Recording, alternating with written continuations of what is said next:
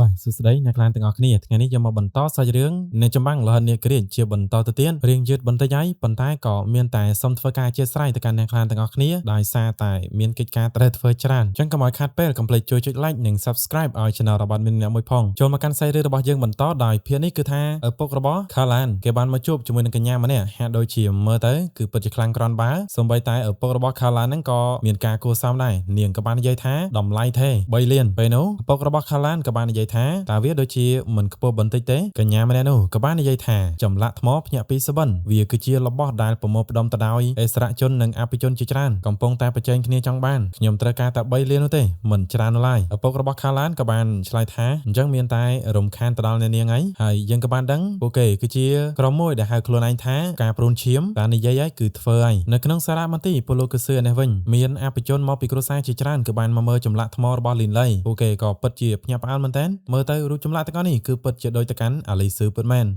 ហើយគឺអាលីស៊ឺហ្នឹងហើយបុគ្គលិកក៏បានមកសម្របសម្រួលឲ្យអ្នកទាំងគ្នាទៅតាមនាងផ្លូវនេះមកបន្ទាប់ពីអភិជនមួយក្រុមបានទស្សនារួចហើយក៏មានអភិជនមួយក្រុមទៀតមកទស្សនាចម្លាក់ថ្មភ្ញាក់ពីសបិនរបស់លីនលៃគឺថាល្បីខ្លាំងមែនទែនអ្នកគ្រប់គ្រងហ្នឹងក៏សរសើរដែរមានអិសរាជជនចង់10នាក់ហើយគឺកក់ទុកនៅរូបចម្លាក់ថ្មភ្ញាក់ពីសបិននេះហើយថ្ងៃដេញថ្លៃប្រកាសជាមានព្រឹត្តិការណ៍ធំមួយជាមិនខានពេលនោះពួកគេក៏បានឃើញនៅបរិសសិង្ហាម្នាក់មើលទៅកាន់ការតែងខ្លួនគឺដូចជា vampire អញ្ចឹងបិសាចជញ្ជក់ឈាមលីនលៃឃើញក៏ចម្លែកនឹងសួរថាតើគាត់ជានរណាអ្នកគ្រប់គ្រងប្រាប់ថាគាត់គឺជាមិត្តភ័ក្តិរបស់លោកម្ចាស់ Mayer ដែលជាការលើកលែងមួយគឺគេអាចចូលមកមើលចម្លាក់នៅទីនេះបានស្រាប់តែពេលនោះមានបំផ្ទុះកើតឡើងមួយមិនមែនមួយនោះទេគឺច្រើនបកឲ្យបរិយាកាសនៅក្នុងហ្នឹងគឺពោពេញទៅដោយអាប់អង្កិតឈឹងតែម្ដងអ្នកគ្រប់គ្រងគាត់ក៏បានស្រែកថាបញ្ញាប់ការពារចម្លាក់យើងក៏បានឃើញអ្នកការពារទាំងឡាយគឺមិនអាចទប់ទល់ជាមួយនឹងឃាតករម្នាក់នឹងបាននោះទេអ្វីដៃរបស់គេគឺពិតជាលឿនខ្លាំងមែនទែនឆ្វិចឆ្វាច់ហ្នឹងអ្នកការពារដួលអស់បាត់ទៅហើយលីនលៃក៏មិនអាចទប់ទល់ជាមួយនឹងគេបានដែរគោលដៅរបស់គេគឺចង់បំផ្លាញនៅចម្លាក់មួយនឹងចោលនៅពេលដែលគេគេចពីលីនលៃបានកំបិតមួយនៅក្នុងដៃរបស់គេបានចាក់ទៅលើចម្លាក់ភ្ញាក់ពីសបិនប៉ុន្តែលីនលៃបានប្រើវេទមន្តដើម្បីការពារគេឃើញបែបនោះក៏បានអាចដៃខ្លួនឯងបន្តិចដើម្បីបន្តក់ឈាមទៅលើមុខកំបិតតែលីនលៃក៏បានស្ទុះមកវាប្រហាររំខានទៅដល់គេទ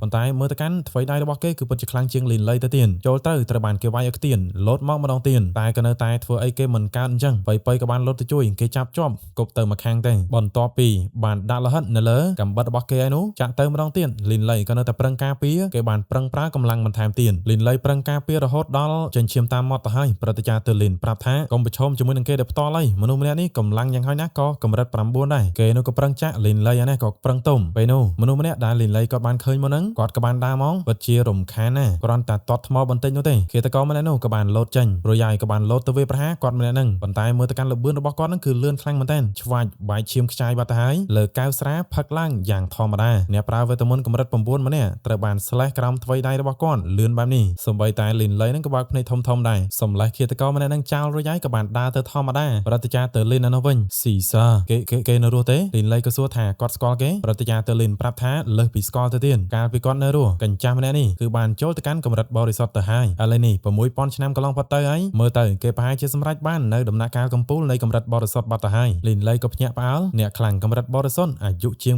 6000ឆ្នាំប្រតិចាប្រាប់ថាឥឡូវដែរឯងនៅឆ្ងាយពីគេទៅល្អជាងមនុស្សម្នាក់នេះមានជំនាញក្នុងការធ្វើឃាតខ្លាំងណាស់អ្នកខ្លាំងកម្រិតបរិសុទ្ធទាំងអស់គឺសិតតែខ្លាចគេប្រយ័ត្នប្រយែងជាមួយនឹងគេខ្លាំងណាស់ស៊ីសាម្នាក់នេះគេមានរហស្សនាមមួយទៀតដែលត្រូវបានមនុស្សគ្រប់គ្នាដាក់ឲ្យថាស្ដេចនៃការសម្លាប់លីនលៃប្រតិចាធ្វើលីនប្រាប់ថាកុំឲ្យចូលទៅចិនមានអីគាត់បានរត់តាមពីក្រោយតែម្ដងឥឡូវដៃតាណាលីនលៃគឺគាត់អរគុណទៅកាន់ស៊ីសានឹងឯងគាត់ថាប៉ះសិនបើថ្ងៃក្រោយត្រូវការអីគឺលីនលៃរីករាយក្នុងការជួយចំណេញស៊ីសាក៏បានងាកមកនិយាយវិញថាជួយយើងឯងដឹងថាយើងជាអ្នកណាដែរទេផ្ដោតតែការឆ្លាក់ថ្មរបស់ឯងឲ្យបានល្អទេបើមិនអញ្ចឹងនោះទេយើងនឹងសម្លាប់ឯងនៅក្នុងរទេះរបស់ស៊ីសាមានប្រតិចាម្នាក់ដែលយើងក៏បានឃើញកាលពីភាគមុនផងដែរគាត់ក៏បាននិយាយទៅកាន់ស៊ីសាថាគ្រូបងវឹងស៊ីសាក៏បាននិយាយថាប្រាប់ទៅកាន់ការព្រូនឈាមទៅនេះគឺតែម្ដងគុណបើមានលើក្រោយសម្អាតពួកគេចោលទាំងអស់នៅខាងការព្រូនឈាមវិញហ្នឹងកញ្ញានឹងក៏បានបដិសេធជាមួយនឹងសំណើរបស់គ្រួសារទៅពូទៅហើយនាងលែងទទួលការងារពីពួកគេទៀតហើយឪពុកខាឡានក៏បានសួរតើមានរឿងអីក្រែងយើងនិយាយឲ្យថាមិនមានបញ្ហាទេនាងក៏បានប្រាប់ថាចម្លាក់ភ្ញាក់ពីដំណេងត្រូវបានគ្រូបង្វឹកចាស់គាត់ចូលចិនគ្មាននរណាអាចប៉ះបានឡើយឪពុកខាឡានក៏បានសួរតើវាមិននឹងអាចកាត់ឡើងតើយើងគ្មានវិធីអ្វីទៀតទេនាងក៏បានប្រាប់ថាស៊ីសាសូម្បីតែវិហារនៃសាសនាពន្លឺនឹងក៏មិនហ៊ានប៉ះគាត់ផងត្រឹមពួកលោកគួរតែមើលថែខ្លួនឯងឲ្យល្អទៅ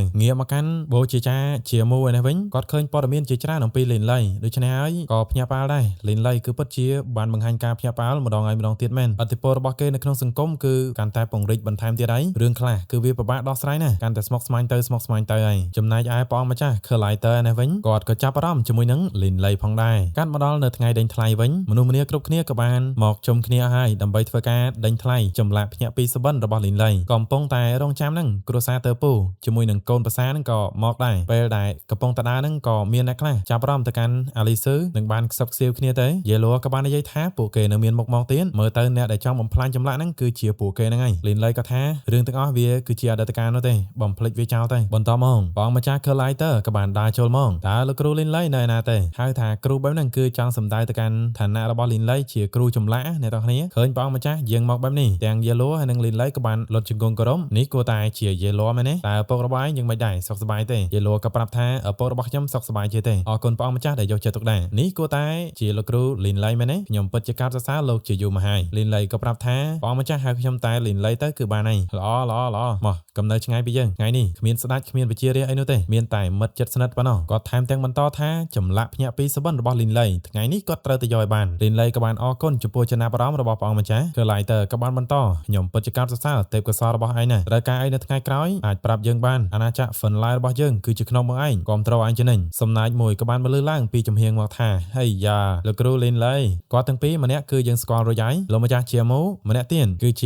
លោកម្ចាស់ Lampusun លោកម្ចាស់ Lampusun ក៏បានថាសារថាលោកគ្រូ Linley ចម្លាក់ភ្ញាក់ពីសុបិនរបស់លោកហ្នឹងគឺខ្ញុំពិតជាចូលចិត្តខ្លាំងណាស់ Collider ក៏បានដើរចូលមកលោកម្ចាស់ទាំងពីរខ្ញុំមិនបានស្វាគមន៍បានត្រឹមត្រូវនោះទេអាយ៉ា Collider នគរ Finlay របស់លោកគឺពិតជាមានសំណាងណាស់បែរជាមានលោកគ្រូ Linley ដ៏ប្រកែកបែបនេះអត់មានសុំបញ្ជាក់ឲ្យគ្នាយើងបានដឹងថាលោកម្ចាស់ទាំងពីរហ្នឹងគឺគាត់ជាតំណែងរបស់គាត់ហ្នឹងគឺដូចជាបូជាចារមួយអញ្ចឹងអ្នកទាំងនេះប៉ុន្តែការប្រែចំអត់មានពិបាកហៅពេញពួកគាត់ហ្នឹងគឺតំណាងឲ្យសាសនាពន្លឺហើយអំណាចរបស់សាសនាពន្លឺគឺជាអំណាចមួយធំណាអ្នកទាំងនេះអញ្ចឹងហើយបានជាយើងឃើញថាពួកគាត់ទាំងពីរហ្នឹងគឺហ៊ាននិយាយស្មើជាមួយនឹង Collider ដែលជាព្រះអង្គម្ចាស់នៃអាណាចក្រ Finlay នេះបន្តមកកម្មវិធីនៅក្នុងការដេញថ្លៃក៏បានចាប់ផ្ដើមពិធីក៏បានឡើងលោកស្រីនាងកញ្ញាសូមស្វាគមន៍ទាំងអស់គ្នាចូលរួមនៅក្នុងការដេញថ្លៃពលលោកគឺសឺរបស់ពួកយើងលើកនេះពួកយើងពិតជាមានកិត្តិយសណាស់ដោយថ្ងៃនេះមានព្រះអង្គម្ចាស់ Collider នៃអាណាចក្រ Finlay ចូលរួមដោយផ្ទាល់ហើយក៏មានលោកម្ចាស់ជាមូនិងលោកម្ចាស់ Lampusun អ្នកទស្សនានៅខាងក្រោមគឺពិតជាមិននឹកស្មានដល់ទេសូម្បីតែព្រះមហាក្សត្រនិងលោកម្ចាស់ទាំងពីរក៏បានមកដោយផ្ទាល់តើចម្លាក់ភ្ញាក់ពីសុបិននេះត្រូវចំណាយប្រមាណទេនៅទីនេះយើងក៏បានឃើញ Tilia នាងក៏បានមកផងដែរហើយគ្រាន់តែពាក់របាំងមកពិធីក៏បានប្រកាស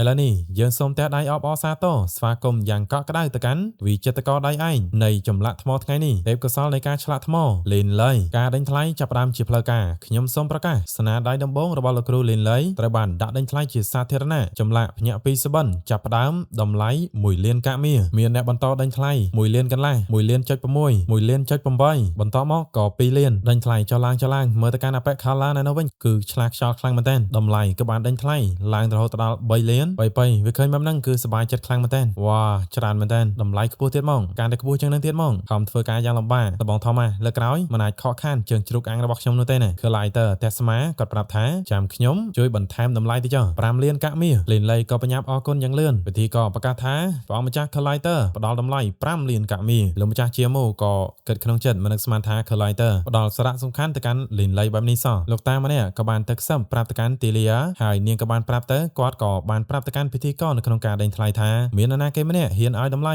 5.4 លានតម្លៃនេះគឺបានវាដាច់នៅចម្លាក់ថ្មកំពូលទាំង10នាពេលបច្ចុប្បន្នទៅហើយនេះក៏មានន័យថាចម្លាក់ភ្ញាក់ពីសុបិនបានចូលជាចម្លាក់នៅក្នុងចំណោមកំពូលទាំង10ជាផ្លូវការហើយការដេញថ្លៃនៅតែបន្ត 5.5 លានខាឡានគេពិតជាគ្រឹះខ្លាំងមែនទែនចង្រៃយោគួរឲ្យស្អប់ណាស់ឪពុករបស់គេនៅពីក្រោយប្រាប់ថាឯងដឹងពីស្ថានភាពគ្រួសារហើយ8លានគឺជាដែនកំណត់របស់ពួកយើងគេក៏យល់ព្រមតម្លៃនៅតែបន្តកើនឡើងរហូតដល់6លានហើយខាឡានក៏ចាប់ផ្ដើមភ័យគេមិនអាចអនុញ្ញាតឲ្យតម្លៃវាកើនឡើងបន្ថែមទៀតនោះទេបើរឿងនេះនៅតែបន្តគេកាន់តែបាត់បង់អត្ថប្រយោជន៍ហើយប្រកាសភ្លាមតែម្ដង8លានគ្រប់គ្នាភ្ញាក់ផ្អើលងាកមើលទៅកាន់គេព្រាន8លានអូ8លានគ្រួសារទៅពូបានដេញថ្លៃហើយតើមាននរណាហ៊ានឲ្យខ្ពស់ជាងនេះដែរទេអ្នកអង្គម្ចាស់នៃគ្រួសារ Lucas ក៏ភ្ញាក់ផ្អើលដែរតម្លៃនេះគឺវាខ្ពស់ពេកហើយរីឯស៊ីសានេះវិញអង្គុយញ៉ាំស្រាក្រហមធម្មតាស្រែកទៅយ៉ាងណាក៏ដោយចុងក្រោយវាខ្លាចជារបស់យើងនោះទេទីលីយ៉ានាងក៏បាននិយាយទៅកាន់លោកពូសៀវរបស់នាងប្រាប់ថានាងដាច់ខាតមិនឲ្យគ្រួសារទៅពូទទួលបានចម្លាក់ថ្មនេះនោះទេលោកពូសៀវក៏បានប្រាប់ថាយល់ហើយនាងក៏បានគិតថាមិនអនុញ្ញាតឲ្យស្នាដៃរបស់ Linley ធ្លាក់ចូលទៅក្នុងដៃរបស់ពួកគេឡើយពិធីក៏បានរាប់8លានជាលើកទី1យេលូក៏បារម្ភគួរឲ្យស្អប់មែនខ្ញុំចង់តែដាក់គេនៅកន្លែងទេចម្លាក់ថ្មរបស់ឯងមិនគួរធ្លាក់ក្នុងដៃរបស់ពួកគេបានទេចំពោះ Linley បើពួកគេចង់បាន ក៏ផ្ដល់ឲ្យពួកគេទៅ8លានជាលើកទី2 8លានពេលនោះស៊ីសាក៏បានប្រកាសថាខ្ញុំឲ្យ10លានអភិជនដែលមានវត្តមាននៅទីនេះគឺភ្ញាក់ផ្អើលតែម្ដងខ្ញុំឮមិនច្រឡំទេ10លានឪពុកខាឡានក៏បានប្រាប់ថាបានហើយខាឡានក៏បានត្រឹមតែសុំទោសទៅកាន់អាលីស៊ឺពីព្រោះថាគេបានព្យាយាមអស់ពីសមត្ថភាពហើយក្នុងនាមជាអ្នកស្នងតំណែងគ្រួសារគេក៏មានភារកិច្ចរបស់គេផងដែរកំហុសទាំងអស់គឺជាលីនលៃអាលីស៊ឺបានត្រឹមតែនិយាយឈ្មោះបងប្រុសលីនលៃតែប៉ុណ្ណោះលោកម្ចាស់ឡាំពូសុនក៏បាននិយាយថាអូហ៊ានឲ្យតម្លៃខ្ពស់បែបនេះខ្ញុំចង់ឃើញណាជាណាទេគ្រាន់តែបានមើលឃើញថាគឺជាស៊ីសាពួកគាត់ទាំងពីរហ្នឹងគឺកញ្ញាញខ្លួនតែម្ដងគឺជាគេហើយមកភ្លេចវាចោលទេឲ្យគេទៅចុះសូម្បីតែ Collider ក៏មិនបានបន្តដេញថ្លៃប្រកួតប្រជែងនោះដែរយេឡូឃើញបែបហ្នឹងគេឆ្ងល់ក៏សួរថាតើម្នាក់នោះជាណាទេលីនលៃគ្រាន់តែនិយាយថាគឺជាមនុស្សអាចកំបាំងពិធីករនៅតែប្រកាស10លានជាលើកទី1ពេលនោះលពូសៀវប្រាប់ទៅកាន់ទីលីយ៉ាថាអ្នកនាងយើងមិនអាចប៉ះពាល់ទៅដល់ស៊ីសាម្នាក់នេះបាននោះទេយើងគួរតែបោះបង់ចម្លាក់ថ្មមួយនេះទេនាងក៏បាននិយាយថាលោកតាសៀវមិនចាំបាច់បារម្ភនោះទេចម្លាក់ថ្មមួយនេះគឺមានសារៈសំខាន់ណាស់សម្រាប់ខ្ញុំត្រូវតែយកវាបានលោកតាគ្រាន់តែធ្វើការដេញថ្លៃទេទោះបីជាមានបញ្ហាអ្វីក៏ដោយ10លានលើកទី2រៀបនឹង10លានលើកទី3ទៅហើយប៉ុន្តែលោកតាសៀវក៏បានស្រែកពីចម្ងាយមកថា10លាន1សែនកាក់មៀធ្វើឲ្យទឹកមុខរបស់ស៊ីសាសម្លឹងមើលទៅកាន់ទិសដៅនៃសម្លេងតែម្ដងមើលទៅក៏ដឹងតែកាចដែរសាច់រឿងនៅក្នុងភាគទី18ក៏បានស្លេះត្រឹមតែប៉ុណ្ណឹងបើសិនបើគ្នាយើងចូលចិត្តកុំភ្លេចជួយចុច like និង subscribe នៅតែជាស្រ័យដដែលចំពោះការយឺនអរគុណច្រើនយើងចាំជួបគ្នានៅវីដេអូក្រោយ